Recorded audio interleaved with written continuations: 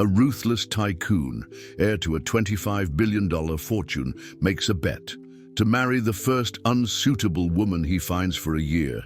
He chooses Sophia, who appears to be homeless, planning her misery. For months, he humiliates her. But he notices inconsistencies. She speaks 3 languages, has advanced medical knowledge. On a forced honeymoon, Sophia has a seizure. Christopher finds her diplomatic passport and discovers she's a renowned neurosurgeon living on the streets as self-punishment. Prepare for a twist where guilt transforms him and a cruel bet turns into redemption, proving that love heals trauma and sees beyond appearances. Watch this story to the end. You will be amazed by this story. If you like love stories, romance, subscribe to this channel, leave your comment. We post videos like this every day. Continuing.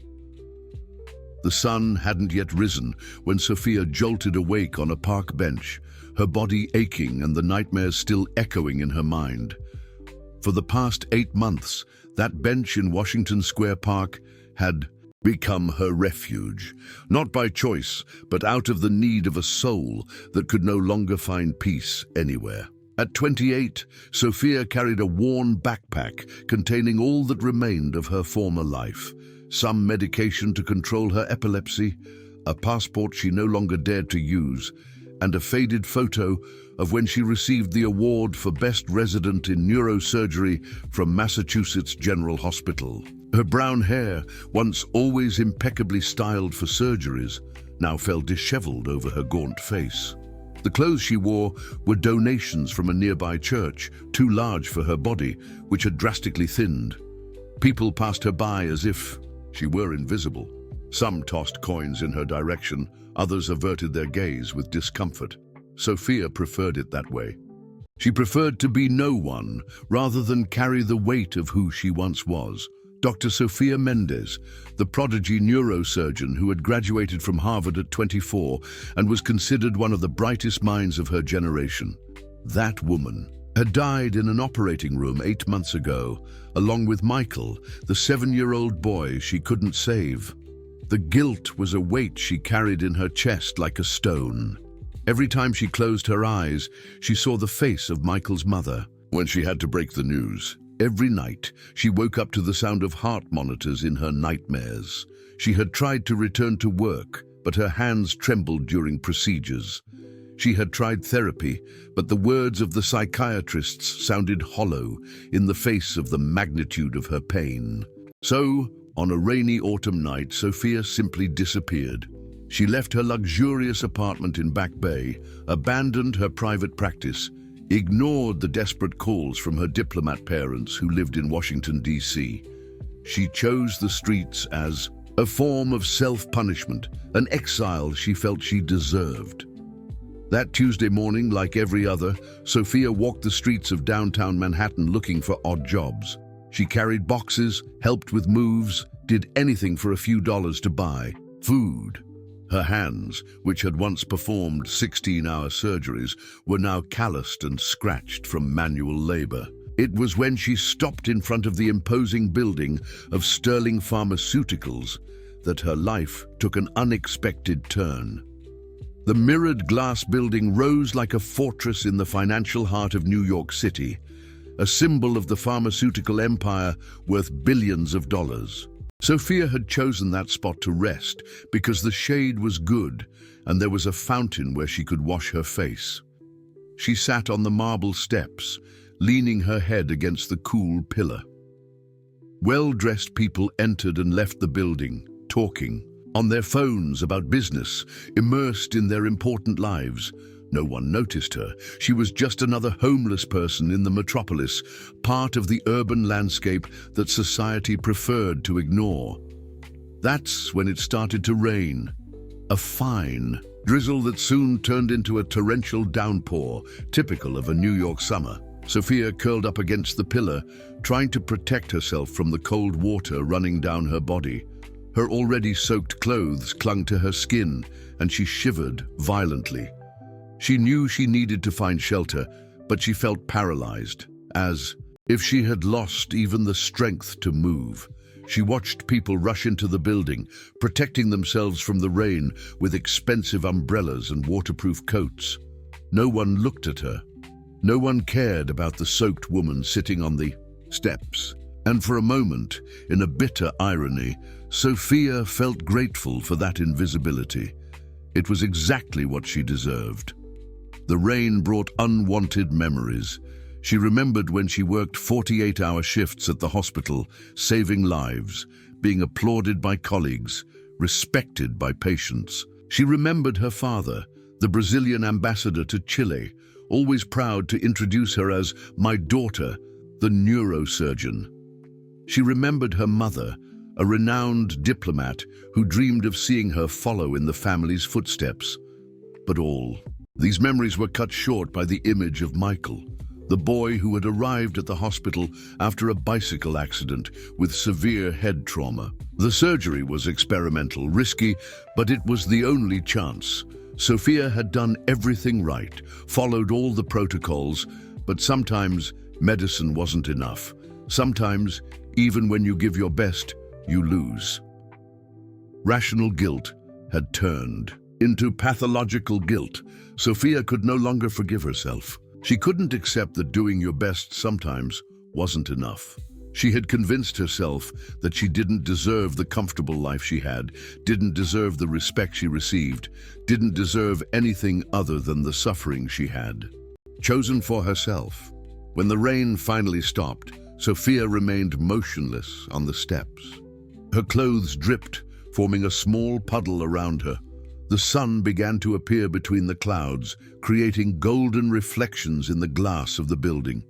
She closed her eyes and took a deep breath, preparing for another day of survival on the streets of New York City, unaware that her life was about to change irreversibly. Christopher Sterling adjusted the cuff of his Italian shirt as he watched the rain subside through the panoramic window of the 50th floor. At 30 years old, he had inherited not only the $25 billion pharmaceutical empire, but also the arrogance that came with it. His perfectly cut black hair and tailored suit reflected a life where everything had always gone exactly as planned.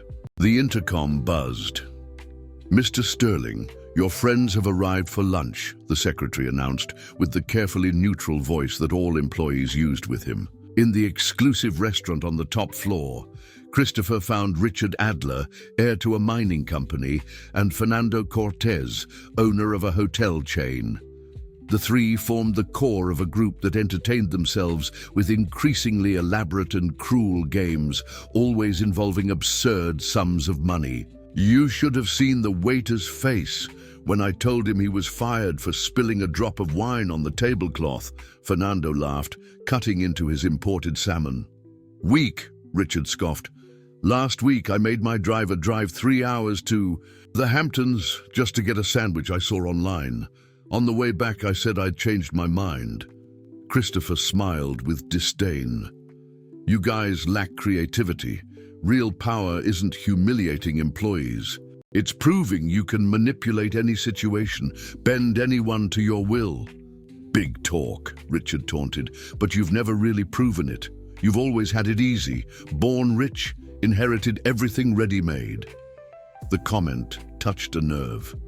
Christopher hated any insinuation that he hadn't earned his status through his own merit, even if it was partly true. "You want proof?" he said, his voice low and dangerous. Fernando leaned forward, interested. "What kind of proof?" Christopher looked out the window, his eyes scanning the cityscape until they stopped on the solitary figure sitting on the steps of his building. Even from a distance, he could see a soaked woman, clearly homeless, huddled against the pillar. "That woman down there," he pointed. "How much do you want to bet I can get her to marry me and endure a whole year of marriage?" Richard almost choked on his wine. "Are you serious?" "50 million, Christopher said without hesitation. "If I can marry her and maintain the marriage for a full year, you donate 50 million to charity. If I fail, I donate it." Fernando shook, his head incredulous. "Christopher, that's insane. You don't even know who she is." "Exactly the point. See how easy it is." Christopher pulled out the opera glasses he always carried to observe details in meetings. He focused on the woman below. Perfect, completely neglected appearance, clothes in rags, probably desperate for money. It'll be like taking candy from a baby. Richard and Fernando exchanged glances. They had known Christopher for years and knew that he never backed down from a bet. "What if she refuses?" Fernando asked. "No one refuses money when they're in that situation," Christopher replied coldly. "I'll offer her $100,000. For someone like her, it'll be a fortune." "The rules?" Richard asked, ever practical. "Official marriage, a full year of living together as husband and wife. No separation, no annulment.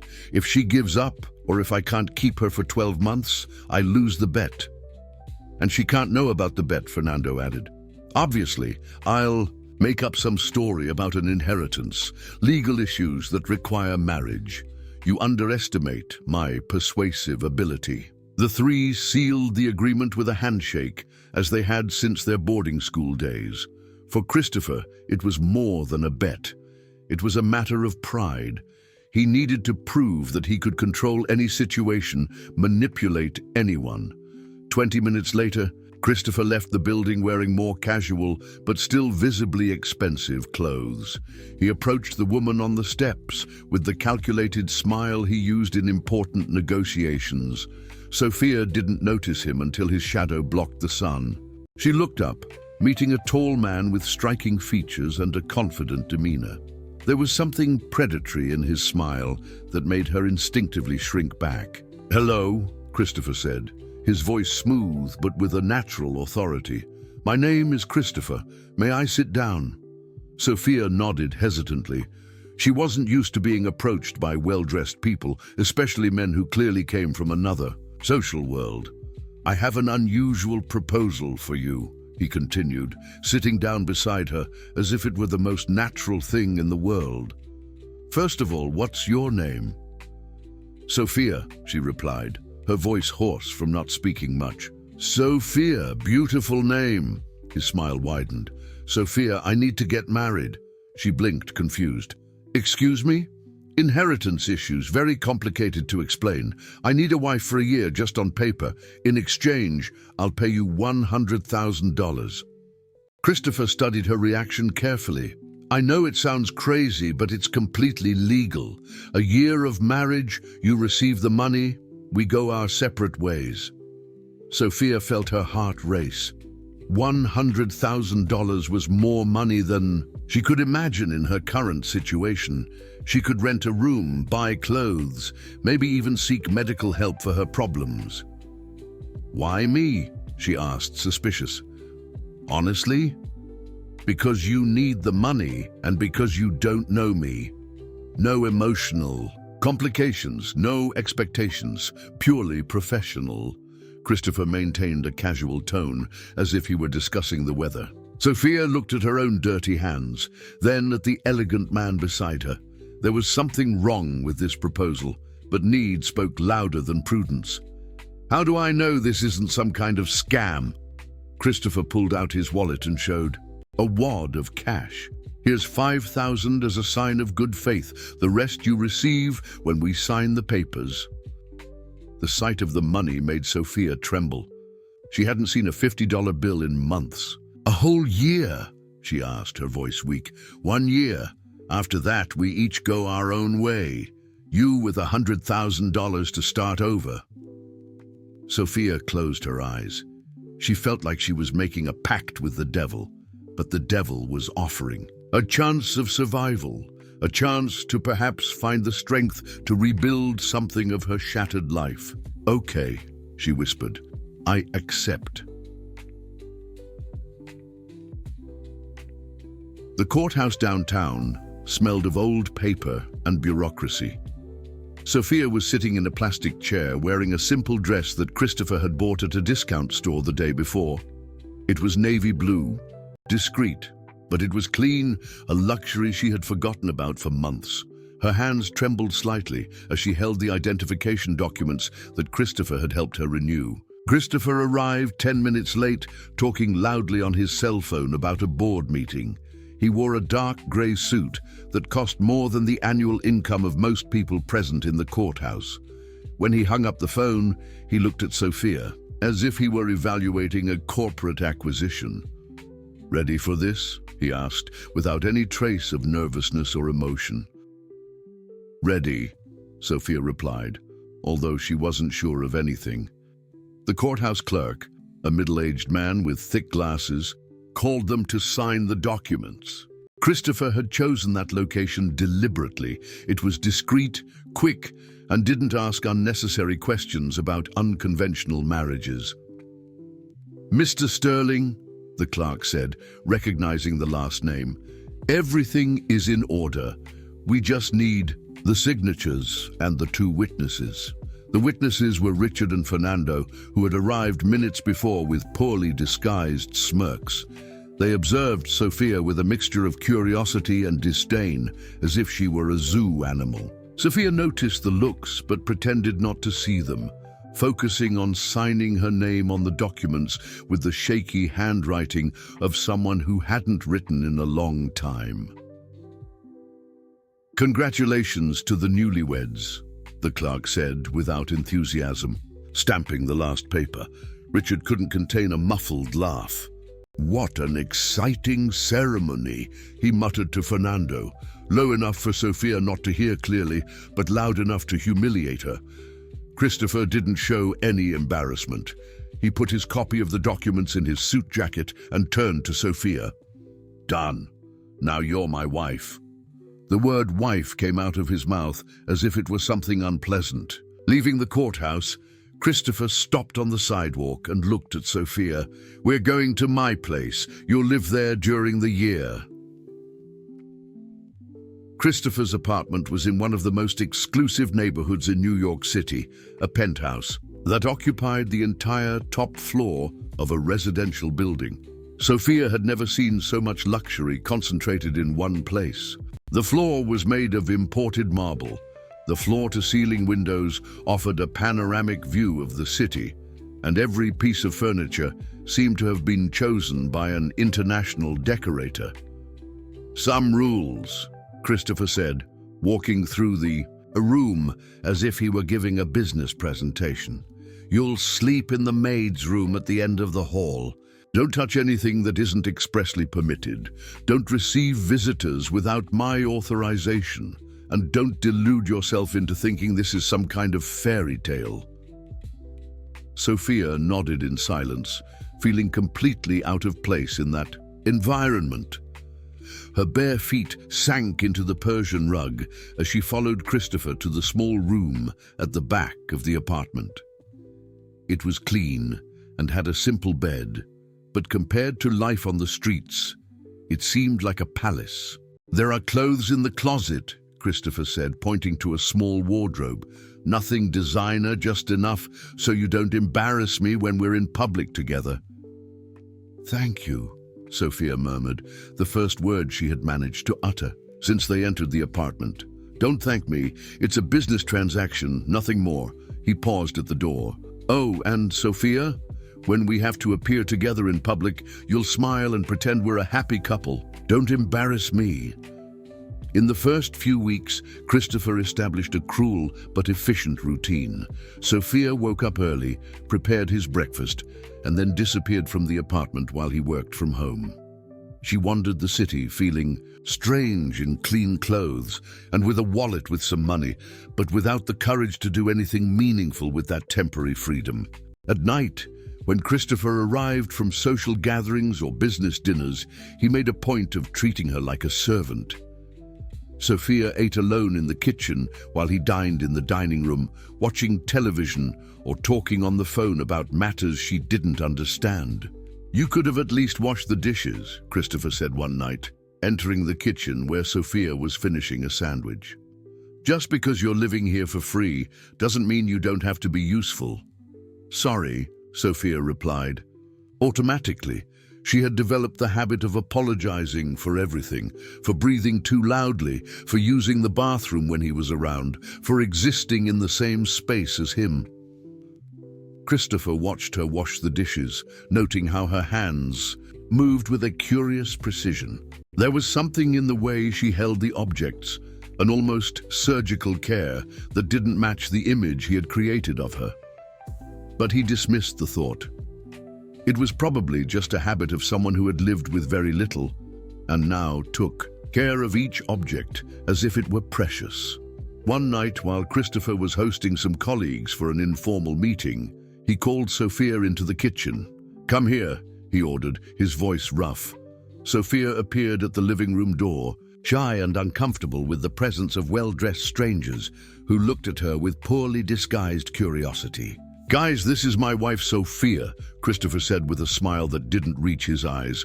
"An interesting story of how we met." The men in the room laughed as if it were an inside joke. Sophia felt her face burn with humiliation, but she remained, standing, her hands clasped in front of her body. "She's not a classic beauty," commented one of the men, "but she has a certain rustic charm." "Exactly what I needed," Christopher replied. "Someone without pretensions, without complications." Sophia returned to the kitchen with tears in her eyes, but not of sadness, of anger. For the first time since she had accepted that insane proposal, she felt a spark of her old personality. The woman who had once faced operating rooms with absolute confidence was still there, buried under layers of trauma and self-deprecation. That night, lying on the narrow bed in the maid's room, Sophia made a silent decision.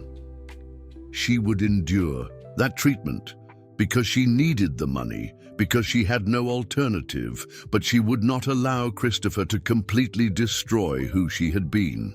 She would guard the dignity she had left as a secret treasure, waiting for the day she could use it again. 3 months had passed when Christopher decided he needed to make his married life more convincing to maintain the appearance of the bet. The pressure came from Richard and Fernando, who began to question whether the marriage was real enough to be worth the $50 million at stake. "You live like strangers," Richard said during a lunch at the club. "No one believes you're really married. She doesn't even appear at social events with you." Christopher knew they were right. Sophia was practically invisible in his life, which ironically could invalidate the bet. He needed proof that they were a legitimate couple, even if fabricated.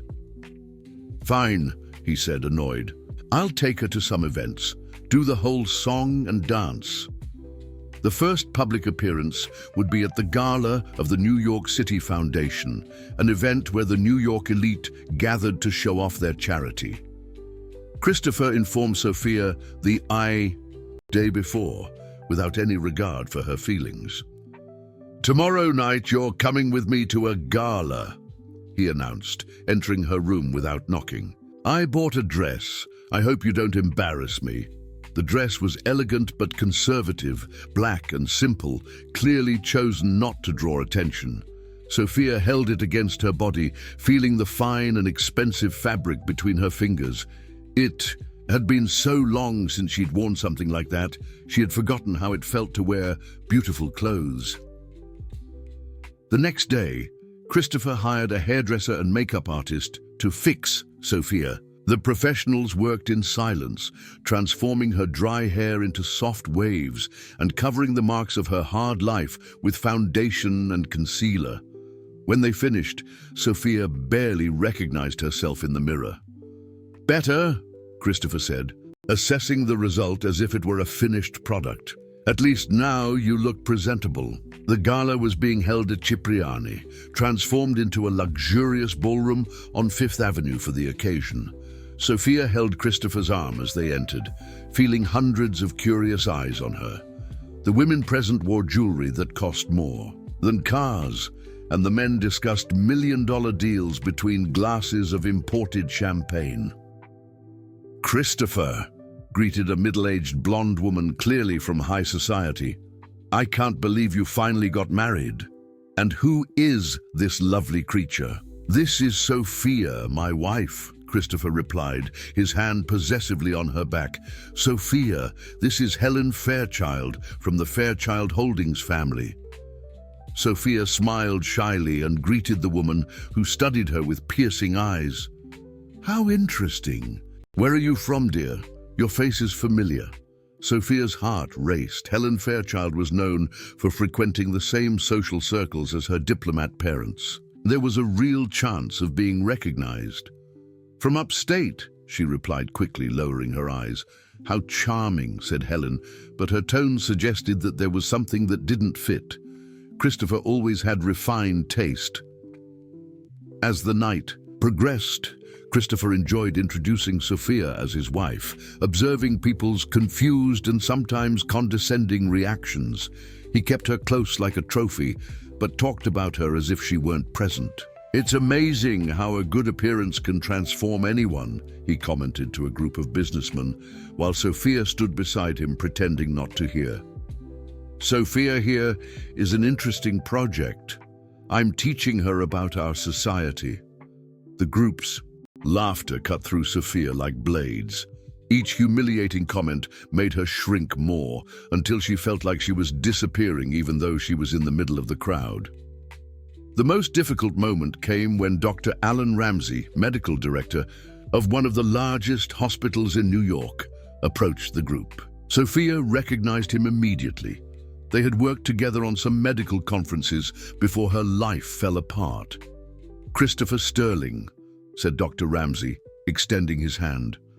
"I've heard a lot about your investments in pharmaceutical research." "Dr. Ramsey, pleasure to meet you in person," Christopher replied. "This is my wife, Sophia." Sophia felt the world spin as the doctor's eyes fixed on her face. For a terrible moment, she saw recognition beginning to form in his expression. She lowered her head quickly, feigning shyness. "Sophia," Dr. Ramsey murmured, his voice uncertain. "Your face. Haven't you worked in medicine at some point?" "No," Sophia replied quickly, her voice almost a whisper. "Never." Christopher laughed loudly. "Medicine? Sophia barely finished high school. Doctor, I think you're confusing my wife with someone." The humiliation was like a punch to the stomach. Sophia felt tears threatening to escape and muttered an excuse about needing to go to the bathroom. She ran through the hallways of the hotel until she found an empty restroom, where she locked herself in a stall and finally let the tears run. There alone, the reality of her situation hit her with full force. It wasn't just the money that kept her trapped. It was the fear. Fear of returning to her previous life and having to face again the failure that had destroyed her. Fear of being discovered for who she really was and being judged for her fall. Fear of having to be strong again when she felt completely broken. When she returned to the ballroom, Christopher pulled her into a corner, irritated. "Where were you? You can't just disappear in the middle of an important conversation." "Sorry," she murmured. "And what was that with Dr. Ramsey? You got weird when he asked about medicine." Sophia felt panic rise in her throat. "It was nothing. I just got nervous with the question." Christopher studied her suspiciously but was interrupted by Fernando, who approached with a malicious smile. "Christopher, what a show," Fernando said softly. "You've really found a way to torture someone in public and still look like a dedicated husband." Those words were the last blow. Sophia realized that she wasn't just a fake wife. She was entertainment. An object of cruel amusement for men bored with their privileged lives. The humiliation turned into something deeper and more dangerous, the will to give up completely. That night, back in the apartment, Sophia sat on the edge of the small bed and contemplated for the first time since accepting Christopher's proposal the possibility of leaving. Maybe it would be better to go back to the streets than to continue, being slowly destroyed, day after day, by someone who saw her as less than human. For the first time in months, she thought about calling her parents. She thought about swallowing her pride and asking for help. She thought about confessing that she had completely lost herself and needed to find a way back home. But when she picked up the phone that Christopher had given her for emergencies, her hands trembled so much that she couldn't dial the number.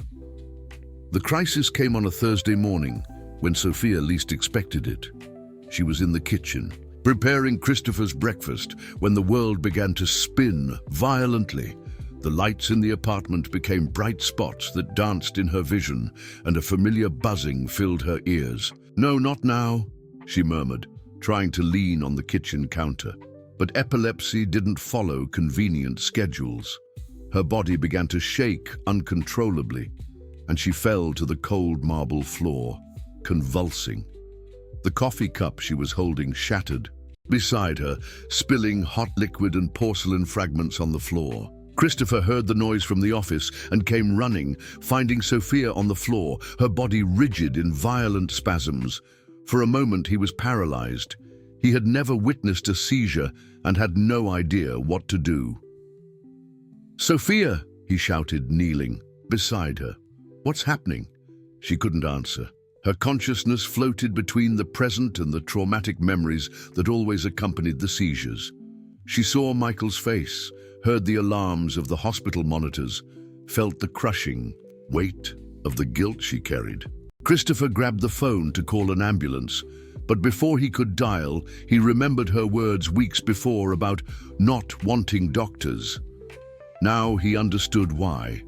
There was something in her past that she was hiding, something related to the medical field. The seizure lasted 4 minutes, an eternity for the observer, a painful flash for the one experiencing it. When it finally stopped, Sophia lay on the floor, breathing heavily, disoriented and exhausted. I need my meds," she whispered, her voice weak. "What meds? Where are they?" Christopher asked, genuinely concerned for the first time since they met. "In my backpack, in the closet." Christopher ran to her room and found the worn backpack hidden at the back of the wardrobe. His hands trembled as he opened it, looking for medication. What he found left him speechless. There were bottles of anti-epileptic drugs with prescriptions in the name of Dr. Sophia Mendez. There was a Brazilian passport with her photo, but with a completely different appearance. Styled hair, professional makeup, expensive clothes, and there was a medical license from the Brazilian Medical Board. "Dr. Sophia Mendez," he read aloud, incredulous. He ran back to the kitchen where Sophia was trying to sit up, still weak. He knelt beside her with the meds, but his eyes were different. There was no more disdain or cruelty. There was confusion and something that might have been respect. "Take these," he said, offering the pills and a glass of water. Sophia swallowed the medication with trembling hands, avoiding his gaze. She knew he had seen the documents. Her charade was over. "You're a doctor," Christopher said. It wasn't a question. Sophia closed her eyes, too exhausted to lie. "I was. Doctors don't stop being doctors." "I did," she replied bitterly. "I did the day I killed a child." Christopher helped her up and sat her in a kitchen chair. For the first time in months, he treated her with genuine gentleness. "Tell me," he said, sitting down in front of her. And for the first time since she had disappeared from her previous life, Sophia spoke. She told him about Michael, about the experimental surgery, about the trauma that had destroyed her. She told him about the guilt she carried, about how she had chosen life on the streets as self-punishment. "I'm a neurosurgeon," she said, her voice breaking. "Or I was. I graduated from Harvard at 24. My parents are diplomats. I had everything, Christopher. And I threw it all away because I couldn't save a boy." Christopher listened in silence, processing every word. The woman in front of him wasn't the helpless victim he thought he had found. She was someone who had fallen from very high, someone who had chosen self-destruction as a way to deal with the pain. "Why did you accept my proposal?" he asked. "Because I felt deserving of being humiliated," Sophia replied with brutal honesty. "Because I thought that maybe, if I suffered enough, I could forgive myself for what happened to Michael." Christopher was silent for a long moment. For the first time in his life, he felt something he had never experienced, genuine remorse. He had spent months torturing a woman who was already being tortured by her own mind. "Sophia," he said finally, his voice different. But she interrupted him. "You don't have to say anything. I know what kind of person you are. I know this is just a transaction for you, but now you know who I really am. If you want to cancel the deal, I understand." Christopher looked at the woman in front of him. Disheveled hair, simple clothes, but with a dignity that he had never noticed before. In her eyes, he saw pain, yes, but also a brilliant intelligence that had been overshadowed by suffering. "No," he said. "The deal continues." But he hesitated, struggling with feelings he didn't know how to name. "Things will change." Sophia looked at him in surprise. There was something different in his tone, something she couldn't identify. That afternoon, Christopher cancelled all his meetings.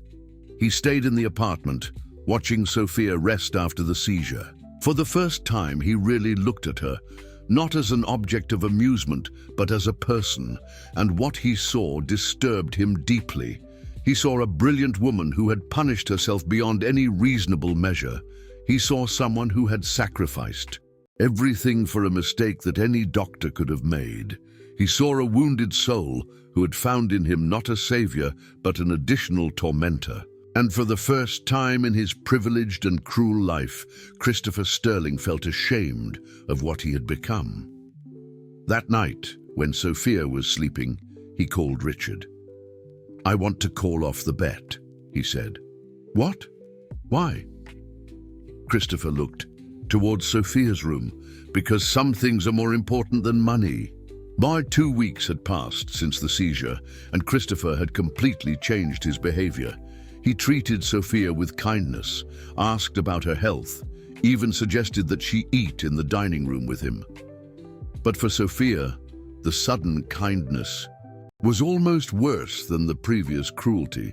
She had gotten used to the bad treatment because she felt she deserved it.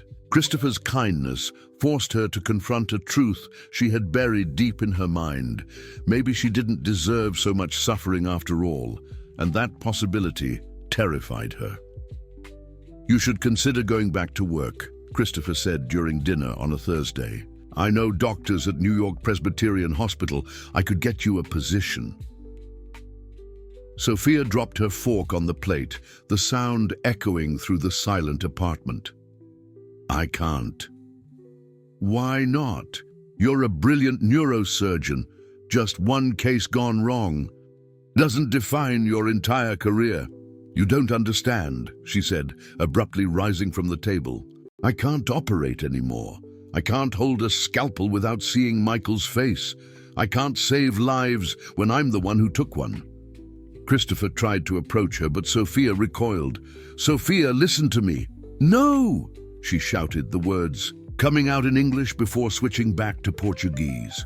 "You can't just decide that now you want to save me just because you found out that I'm not the human garbage you thought I was." The phrase cut Christopher like a blade. That's exactly what he had done, treated her like human garbage until he discovered her true identity. "I know I've been terrible to you," he said, his voice low, "but now I know who you really am." "And who do I really am?" Sophia asked, tears streaming down her face. "I'm a doctor who killed a child. I'm a daughter who abandoned her parents. I'm a woman who chose to live on the streets because she can't live with her own decisions." Christopher was silent, not knowing how to respond. Sophia continued, her voice breaking. "You want to know the truth about that surgery? Michael was 7 years old, tumor in the brainstem. The parents begged me to try an experimental surgery that I had developed. I told them the chances were minimal, but they insisted. "Doctor, you are our only hope," the mother said. Sophia sat down on the sofa, her body hunched over with the pain of the memory. "The surgery lasted 14 hours. 14 hours in which I fought against every blood vessel, every cancerous cell. For a moment, I thought I had succeeded. The tumor was almost completely removed. But then," she paused, breathing with difficulty. "Then what?" Christopher asked gently.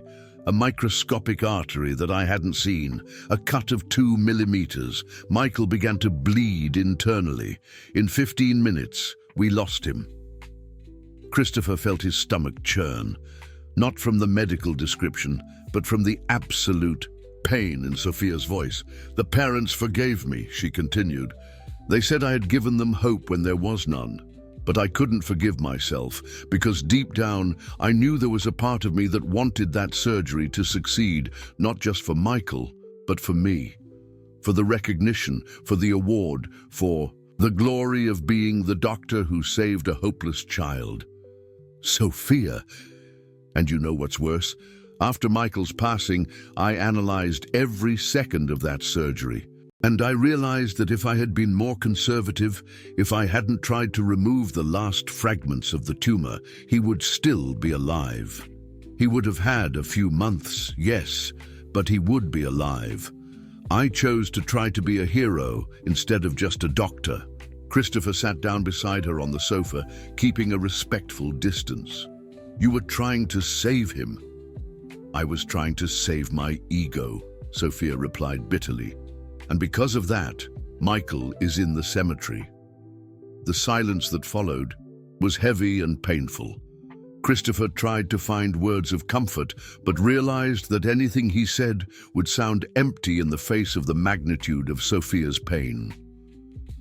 "That's why I accept your treatment," she said finally.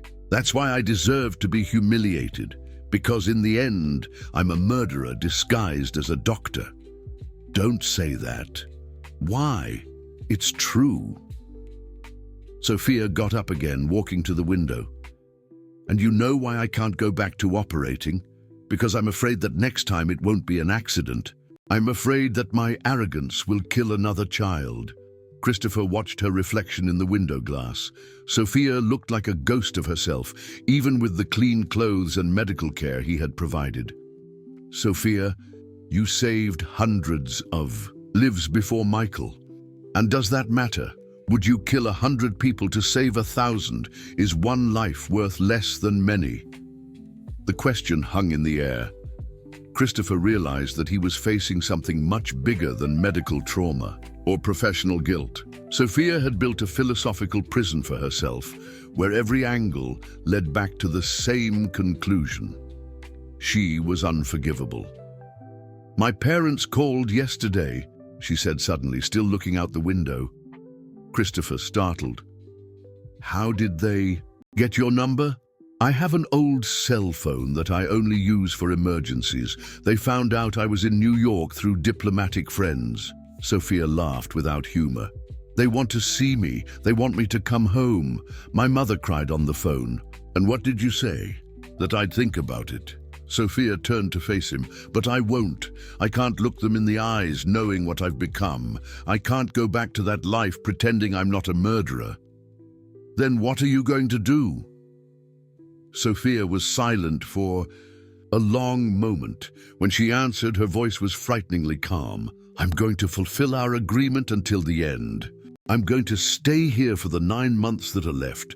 I'm going to take the money, and then I'm going to disappear forever. I'm going somewhere where no one knows me, where I can be no one forever." "Sophia, don't. It's the only thing." "That makes sense, Christopher. I don't deserve redemption. I don't deserve forgiveness. I deserve to disappear." Christopher couldn't sleep that night. Sophia's words echoed in his mind. "I deserve to disappear."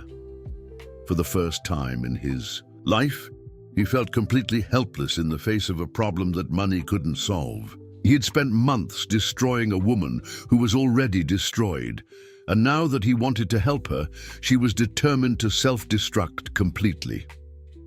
The next morning, he found Sophia in the kitchen, making coffee as always. But there was something different about her, a disturbing calm, as if she had made a final decision about something important. "Good morning," she said, with a normalcy that scared him.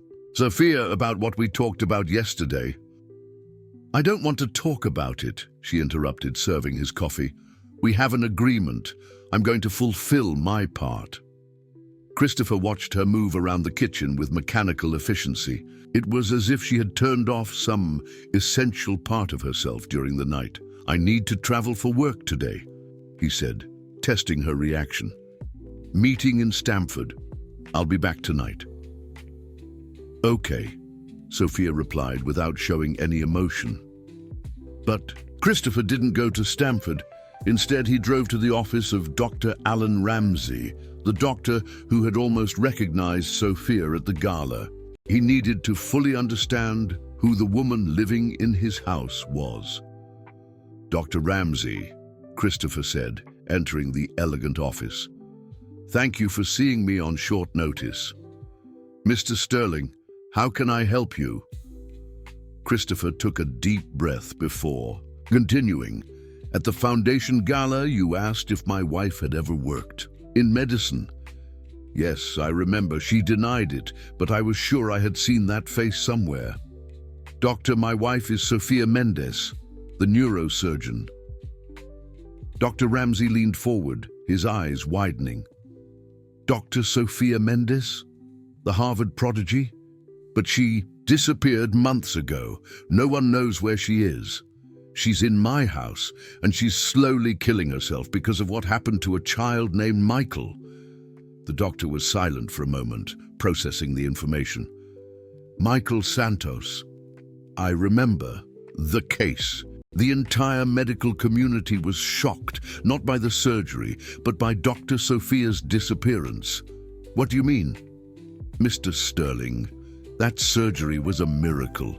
Michael's tumor was inoperable according to all protocols.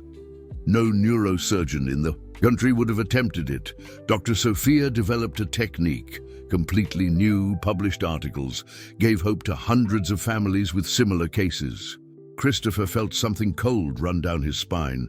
"But Michael lived 4 months longer than any medical prediction indicated.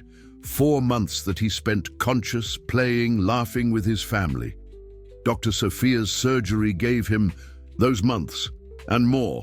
The techniques she developed for his case have already saved at least 12 children since then." "She doesn't know this. How would she? She disappeared immediately after the boy's passing. She never returned to see the results of her research, never knew that other doctors applied her techniques successfully." Christopher left the office with his mind in turmoil. Sophia had punished herself for months for something that had actually revolutionized pediatric neurosurgery. She considered herself a murderer when, in reality, she was a savior. When he arrived home that night, he found the apartment strangely silent. "Sophia?" he called. There was no answer. He searched the entire apartment until he found a letter on her bed, written in the careful handwriting he had learned to recognize. "Christopher, thank you for treating me with kindness in recent weeks. It was more than I deserved. I've decided that I can't continue with our agreement. I can't accept the money knowing that you've discovered who I really am. I don't want your pity. I'm going to disappear, as I should have done from the beginning. Please don't look for me. Sophia." Christopher crumpled the letter, his heart racing. He ran to her room and found the closet empty, only the clothes he had bought lying on the bed. The worn backpack had disappeared.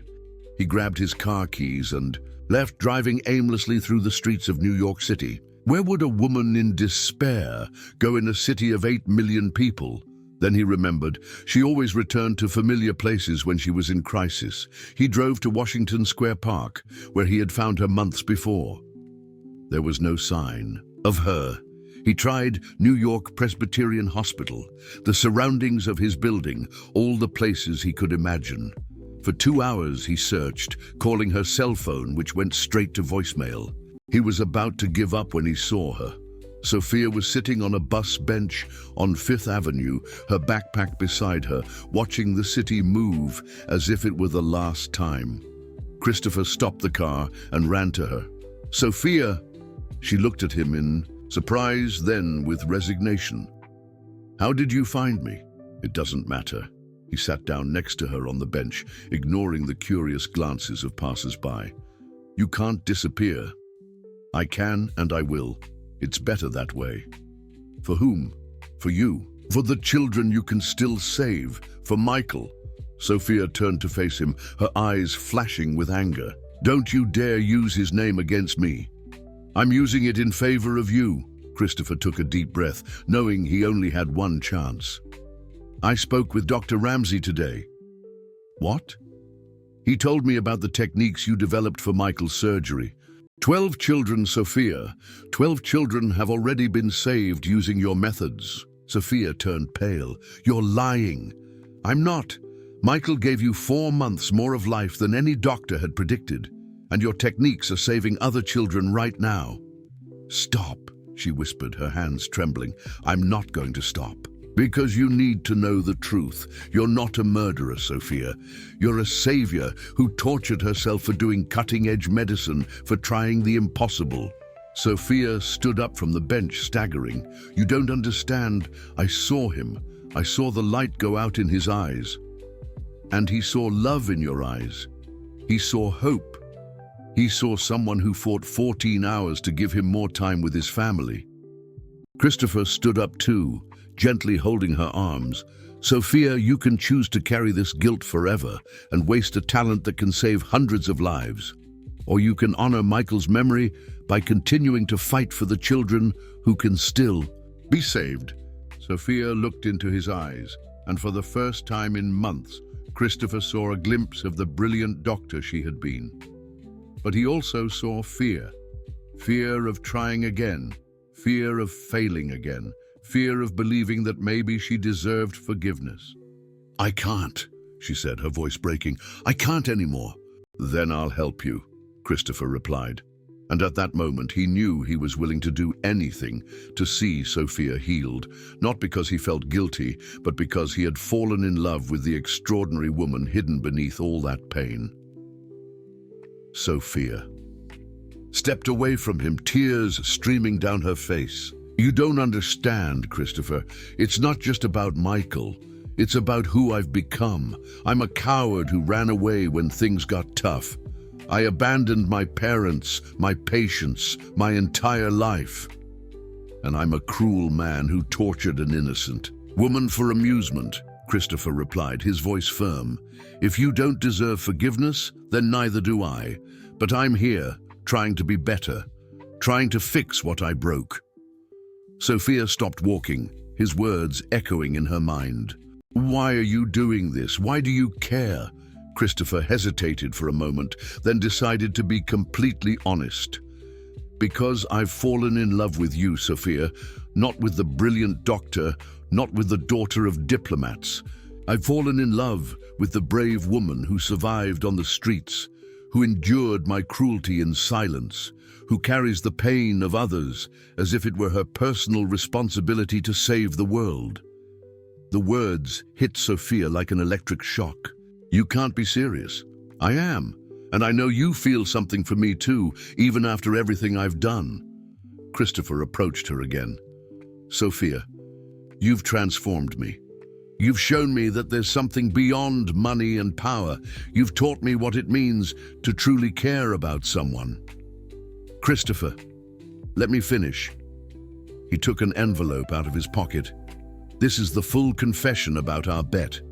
About how Richard, Fernando, and I bet 50 million on our marriage. About how I chose you to humiliate. About everything." Sophia took the envelope with trembling hands. "Why are you showing me this?" "Because I want you to know the whole truth. I want you to decide to stay with me, knowing exactly who I was when I met you. And I want you to know that I canceled the bet. I gave back the 50 million. Our marriage is no longer worth anything to anyone besides us two." Sophia read the confession in silence, each word confirming her worst fears about Christopher's motives, but also revealing something she hadn't expected. His transformation was real. "You really canceled everything?" "Yes. Richard and Fernando hate me now, but I've discovered that I don't care about their opinion." Christopher held her hands. "Sophia, I know I started this as a cruel game, but if you give me a chance, a real chance, I can prove that I've changed. What if I can't go back to being a doctor? What if I never completely heal? Then we'll find other ways for you to help people. You can teach, research, write. Your knowledge doesn't have to die with your guilt. Christopher stroked her face gently. But Sophia, you need to try. For Michael, for the children who can still be saved, for yourself. Sophia closed her eyes, feeling the internal struggle she had been waging for months, reaching a critical point. For a moment, she could hear something beyond the voice of guilt. She could hear Michael's voice, not accusatory, but grateful for the extra 4 months she had given him. "I'm scared," she whispered. "Me too," Christopher admitted. "I'm scared of not being good enough for you. I'm scared of going back to being cruel if things get tough. But I'm willing to try if you are." Sophia opened her eyes and found him looking at her with a vulnerability she had never seen before. In that moment, she saw not the arrogant heir who had humiliated her, but a man who was also trying to redeem himself. "The doctors who are using your techniques," Christopher said softly, "they would like to meet you. There's a medical conference next week on pediatric neurosurgery. Dr. Ramsey said you would be the keynote speaker if you accepted. I can't, you can, and I'll be there with you if you want. Not as your fake husband, but as someone who believes in you more than you believe in yourself." Sophia felt something breaking inside her chest, not of pain, but of release. The prison she had built around her guilt began to crack, letting in small rays of hope. "What if I fail again?" "Then we'll fail together," Christopher said. "And we'll try again, because that's what people who love each other do. They face their fears together." 3 months later, Sophia was on the stage of the auditorium at New York Presbyterian Hospital, presenting her innovative techniques to an audience of 300 doctors. Her hands no longer trembled when she held surgical instruments, and her voice was steady when she explained the procedures she had developed. Christopher was in the front row, smiling proudly. Beside him sat Sophia's parents, who had flown from Washington, D.C. to see her return triumphantly to medicine. And in the last row, discreetly, was Michael's mother, who had insisted on coming to personally thank the doctor who had given her son those last happy months. After the lecture, Christopher and Sophia were walking through the hospital garden when she stopped and looked him in the eyes. "Thank you," she said simply. "For what?" "For helping me find my way back to myself. For believing that I deserved to be saved when I myself didn't believe it." Christopher kissed her gently. "Thank you for showing me that I could be saved too." 6 months later, they renewed their vows in a real ceremony, surrounded by genuine family and friends. Sophia had returned to medicine, specializing in psychological support for traumatized doctors. Christopher transformed his pharmaceutical company, focusing on mental health research and affordable medication. Together, they created the Michael Institute, a foundation that offered support to families of children with brain tumors and to doctors facing professional trauma. The cruel bet that should have humiliated Sophia ended up saving both of them, proving that sometimes our worst moments can lead to our greatest redemption. Dear listeners, we hope that the journey of Sophia and Christopher has touched you deeply. This story of redemption and true love reminds us that we all deserve a second chance, and that love can transform even the most wounded hearts. To continue this emotional journey with us, we have prepared a special playlist with equally captivating stories about overcoming and rebirth. Find it here by clicking to your left. If this story touched your hearts, don't forget to subscribe to our channel and like the video. Every day, we bring unique narratives that explore the complexity of the human soul and celebrate our infinite capacity to start over. Don't miss our upcoming content, and we look forward to seeing you in the comments sharing your own stories of overcoming.